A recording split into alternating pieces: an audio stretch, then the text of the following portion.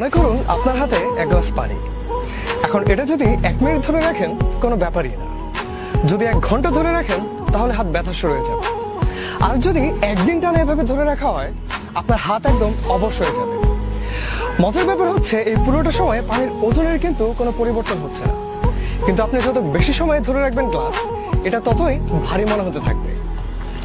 আমাদের জীবনে রাগ, ক্ষোভ, ঘৃণার অনুভূতিগুলো এই পানির গ্লাসের মতো।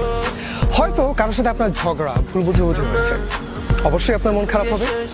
এখন এটা নিয়ে আপনি যদি ভাবতে থাকেন আপনার কষ্ট আরো বাড়তে থাকবে। আর যদি মানুষটা কেন এভাবে বললো, কেন এমন হলো, এটা নিয়ে সারাক্ষণ মাথার ভিতর ভাবতে থাকেন, তাহলে কি হবে জানেন? মানুষের প্রতি ঘৃণা বাড়তে বাড়তে এমন একটা পর্যায়ে পৌঁছে যাবে যে সেটা হয়তো আর কখনোই দূর করা সম্ভব হবে না। হয়তো ব্যাপারটা আসলে খুব সামান্য ছিল, একটা ভুল বোঝাবুঝি, রাগের মাথায় বলে ফেলা একটা কথা, ছোট্ট কোনো ভুল যেটা হয়তো খুব সহজেই শুধরে নেওয়া যেত। তাই রাগ, ক্ষোভ, ঘৃণা এগুলো কখনো মনের ভেতর জমতে দিবেন না।